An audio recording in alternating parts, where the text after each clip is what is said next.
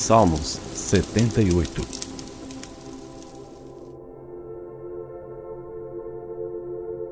Escutai a minha lei, povo meu.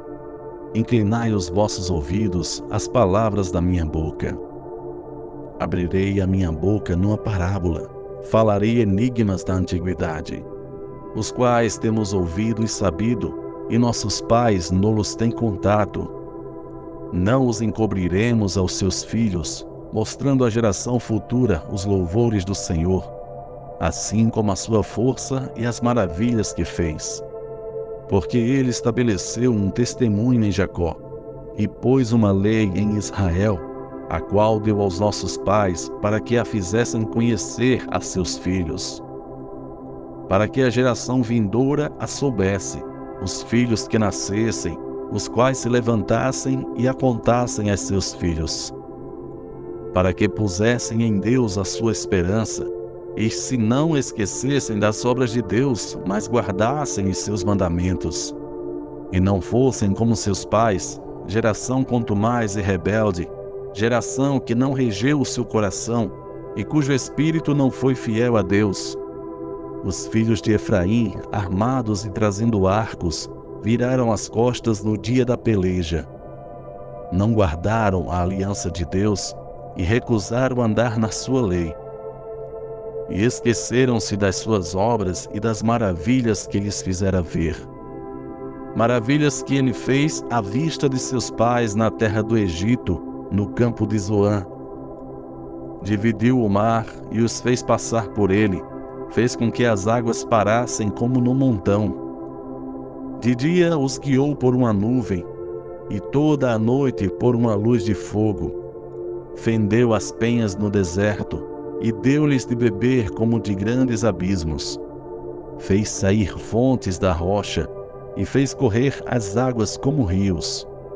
E ainda prosseguiram em pecar contra ele, provocando ao Altíssimo na solidão. E tentaram a Deus nos seus corações, pedindo carne para o seu apetite. E falaram contra Deus, e disseram: acaso pode Deus preparar-nos uma mesa no deserto? Eis que feriu a penha, e águas correram dela. Rebentaram ribeiros em abundância. Poderá também dar-nos pão ou preparar carne para o seu povo? Portanto, o Senhor os ouviu e se indignou, e acendeu um fogo contra Jacó, e furor também subiu contra Israel, porquanto não creram em Deus, nem confiaram na sua salvação, ainda que mandara as altas nuvens, e abriu as portas dos céus, e chovera sobre eles o maná para comerem, e lhes dera do trigo do céu. O homem comeu o pão dos anjos, ele lhes mandou comida a fartar. Fez soprar o vento do oriente nos céus, e o trouxe do sul com a sua força. E choveu sobre eles carne como pó, e aves de asas como a areia do mar. E as fez cair no meio do seu arraial, ao redor de suas habitações. Então comeram e se fartaram bem, pois lhes cumpriu o seu desejo. Não refrearam o seu apetite, ainda lhes estava a comida na boca, quando a ira de Deus desceu sobre eles, e matou os mais robustos deles, e feriu os escolhidos de Israel. Com tudo isso ainda pecaram, e não deram crédito às suas maravilhas. Por isso consumiu os seus dias na vaidade e os seus anos na angústia. Quando os matava, então o procuravam, e voltavam e de madrugada buscavam a Deus. E se lembravam de que Deus era a sua rocha, e o Deus Altíssimo o seu Redentor. Todavia lisonjeavam-no com a boca, e com a língua lhe mentiam, porque o seu coração não era reto para com ele, nem foram fiéis na sua aliança. Ele, porém, que é misericordioso, perdoou a sua iniquidade, e não os destruiu, antes muitas vezes desviou deles o seu furor, e não despertou toda a sua ira. Porque se lembrou de que eram de carne, vento que passa e não volta. Quantas vezes o provocaram no deserto e o entristeceram na solidão. Voltaram atrás e tentaram a Deus, e limitaram o Santo de Israel. Não se lembraram da sua mão, nem do dia em que os livrou do adversário, como operou os seus sinais no Egito e as suas maravilhas no campo de Zoan, e converteu os seus rios em sangue e as suas correntes para que não pudessem beber. Enviou entre eles enxames de moscas que os consumiram e rãs que os destruíram. Deu também ao pulgão a sua novidade e o seu trabalho aos gafanhotos. Destruiu as suas vinhas com saraiva e os seus sicômoros com pedrisco. Também entregou o seu gado à saraiva e os seus rebanhos aos coriscos. Lançou sobre eles o ardor da sua ira, furor, indignação e angústia, mandando maus anjos contra eles. Preparou caminho à sua ira, não poupou as suas almas da morte, mas entregou à pestilência as suas vidas. E feriu a todo primogênito no Egito, primícias da sua força nas tendas de cão. Mas fez com que o seu povo saísse como ovelhas, e os guiou pelo deserto como um rebanho. E os guiou com segurança, que não temeram, mas o mar cobriu os seus inimigos. E os trouxe até ao termo do seu santuário, até este monte que a sua destra adquiriu. E expulsou os gentios de diante deles, e lhes dividiu uma herança por linha, e fez habitar em suas tendas as tribos de Israel. Contudo tentaram e provocaram o Deus Altíssimo, e não guardaram seus testemunhos, mas retiraram-se para trás, e portaram-se infielmente como seus pais. Viraram-se como um arco enganoso, pois o provocaram à ira com os seus altos, e moveram o seu zelo com as suas imagens de escultura. Deus ouviu isto e se indignou, e aborreceu a Israel sobremodo.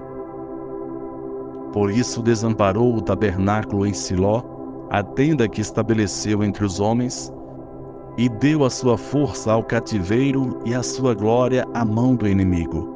E entregou o seu povo à espada, e se enfureceu contra a sua herança. O fogo consumiu os seus jovens, e as suas moças não foram dadas em casamento. Os seus sacerdotes caíram à espada, e as suas viúvas não fizeram lamentação. Então o Senhor despertou, como quem acaba de dormir, como um valente que se alegra com o vinho, e feriu os seus adversários por detrás, e pô-los em perpétuo desprezo. Além disto, recuou o tabernáculo de José, e não elegeu a tribo de Efraim. Antes elegeu a tribo de Judá, o monte Sião que ele amava. E edificou o seu santuário como altos palácios, como a terra que fundou para sempre. Também elegeu a Davi, seu servo, e o tirou dos apriscos das ovelhas, e o tirou do cuidado das que se acharam prenhes, para apacentar a Jacó, seu povo, e a Israel, sua herança. Assim os apacentou, segundo a integridade do seu coração, e os guiou pela perícia de suas mãos.